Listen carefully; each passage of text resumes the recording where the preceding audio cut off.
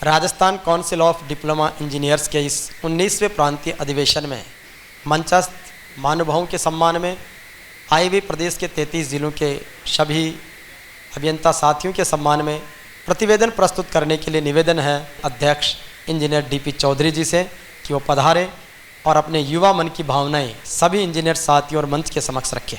माँ सरस्वती व Bharat Ratna sir M Visvesvaraya जी को नमन करते हुए मैं अपनी एवं प्रांतीय कार्यकारिणी की ओर से आज के समारोह के मुख्य अतिथि माननीय भरत सिंह जी कुंदनपुर, समारोह के अध्यक्ष संदीप शर्मा जी, मंचासीन अतिथि, प्रेस बंधु, अधिवेशन में भाग लेने आए हुए समस्त प्रतिनिधि इंजीनियर बंधुओं का 19वें प्रांतीय अधिवेशन के उद्घाटन समारोह में हार्दिक स्वागत एवं अभिनंदन करता हूँ।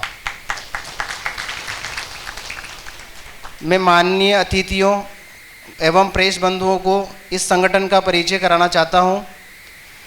आपके मध्य विराजमान ये शिल्पी राजस्थान सरकार के जल संसाधन विभाग, सार्वजनिक निर्माण विभाग, जन स्वास्थ्य अभियांत्रिकी विभाग, भूजल विभाग एवं विभिन्न विभागों, निकायों, निगमों में कार्यरत अभियांत्रिकी के डिप्लोमा शिक्षा प्राप्त हैं। डिप्लोमा शिक्षा का उद्गम आज़ादी के बाद का है। डिप्लोमा शिक्षा का उद्गम का उद्देश्य पंडित जवाहरलाल नेहरू तत्कालीन प्रधानमंत्री के शब्दों में इस प्रकार था, we want diploma engineers to build the nation rapidly, man taking a degree is no sign learning, I am prepared to give most important job to a man who did not have a degree but who has capacity and talent to fulfil the task.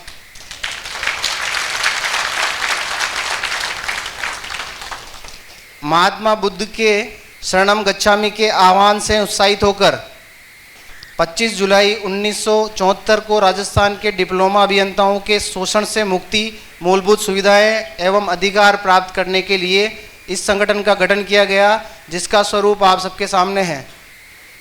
यह संगठन सफलताओं असफलताओं की धूप छांव में 48 वर्ष में प्रवेश कर चुका है। आज संगठन के परिवार के लगभग 3000 पंजीकृत सदस्य हैं, जिनमें से 90% आजीवन सदस्य हैं, जो अपने आप में एक कीर्तिमान है। यह संगठन त्रिस्तरीय व्यवस्थाओं से संचालित है। राज्य स्तर पर प्रांतीय अध्यक्ष के नेतृत्व में एक कार्यकारिणी होती है। संगठनात्मक दृष्टिकोण से राजस्थान राज्य के भौगोलिक क्षेत्र को 10 संभागों में विभक्त किया गया है, जिसमें 55 इकाइयाँ कार्यरत है। अभियंताओं के कार्य जोखिमपूर्ण है। संगठन द्वारा अपने सदस्य की शारीरिक अपंगता अथवा मृत्यु होने के कारण उनके परिवार के प्रति अपना दायित्व मानते हुए 15 अगस्त 1982 को कल्याण कोष की स्थापना की थी। इस कोष का सदस्य बनने के लिए सदस्य को 500 रुपये देकर सदस्य बनाया जाता है। वह 3 प्रमाण पत्र ले सकता है। सदस्य के आश्रित को 250 रुपये से 750 रुपये प्रति माह अर्थात 24,000 से 72,000 रुपये तक की सहायता कल्याण कोष के माध्यम से दी जाती है। विगत वर्षों में अभियंताओं की सेवा संबंधित कुछ समस्याओं का समाधान हुआ है। वह आवश्यकता एवं अपेक्षाओं की तुलना में बहुत कम है।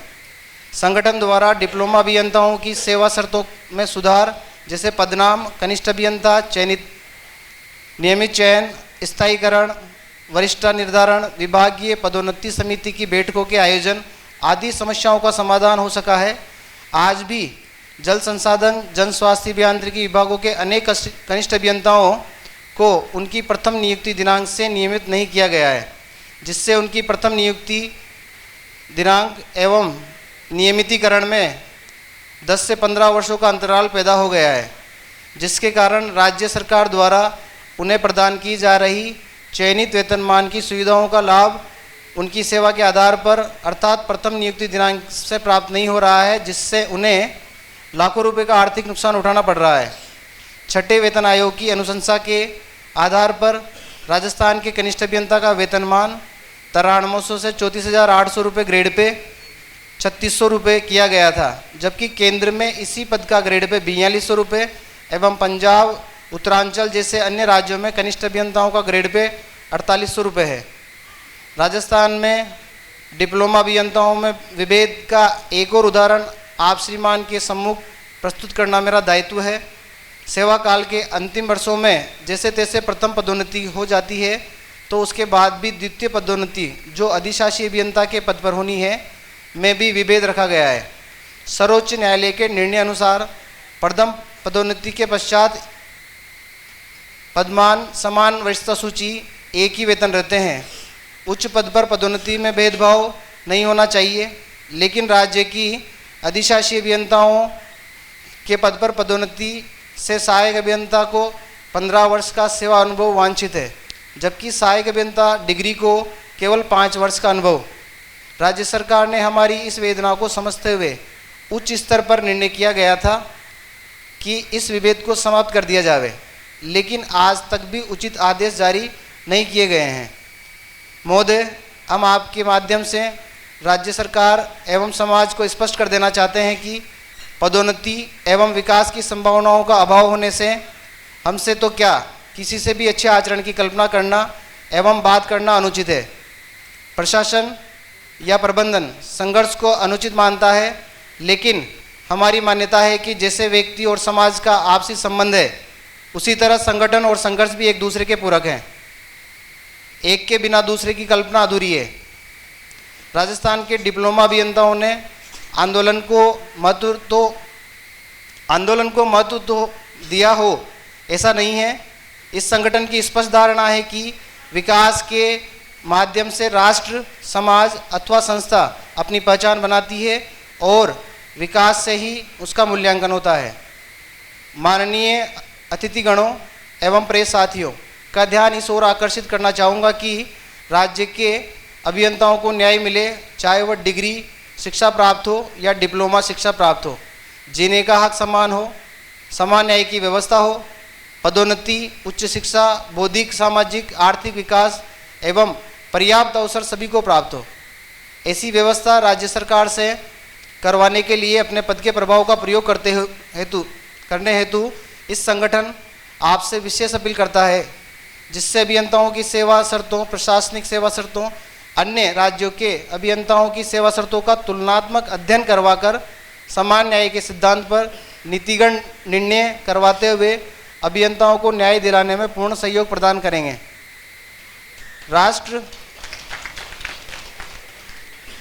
एवं समाज निर्माण के आदर्श मूल्यों की स्थापना के वृहद स्तर पर इन परंपराओं को पुनः स्थापित करने का हम आह्वान करते हैं एवं यहाँ इस मान्यता को भी उल्लेखित करना चाहते हैं कि कोई शिशु जन्म से अच्छा एवं बुरा नहीं होता। शिक्षा, संस्कृति, संस्कार, दायित्व एवं व्यवस्थाओं उसे अच्छा या बुरा बनाती है। तुलसीकृत रामचरितमानस की यह चौपाई आज के समय में अति महत्वपूर्ण है। कार्य को प्रधानता देते हुए उसे निपुण एवं विज्ञानी कहा जाता है, जो निस्वार्थ भाव से कर्म करे, न कि द्वेष, भय, लोभ, प्रलोभन युक्त होकर। इसी प्रेरणा एवं सन्मार्ग को अपनाने का संकल्प करते हुए हम आपको विश्वास दिलाते हैं कि राज्य की प्रगति पथ को निर्बाध रूप से विकसित करने में हम पूर्ण निष्ठा एवं लगन से कार्य करते रहेंगे। युवा मित्रों, आज हमारे संगठन को 48 वर्ष पूरे हो चुके हैं और इस संगठन को जिस समय स्थापना की गई थी, इसकी नींव रखी गई थी अपने ही जैसे युवाओं ने रखी गई थी और वो युवा आज हमारे मार्गदर्शक बने हुए हैं और इनके मार्गदर्शन और अपने जोश और अपनी ऊर्जा से अपन संगठन को और अधिक ऊंचाइयों और बुलंदियों पर ले जा सकते हैं। अंत में आप सभी से इन पंक्तियों द्वारा अपील एवं आह्वान किया जाता है। वस्त्र परिवर्तन से विचारों में परिवर्तन नहीं आता, शस्त्र परिवर्तन से शास्त्रों में परिवर्तन नहीं आता। याद रखो दोस्तों, यदि वास्तव में लाना है परिवर्तन तुम्हें, तो कुछ कर दिखाओ, बातों से परिवर्तन नहीं आता।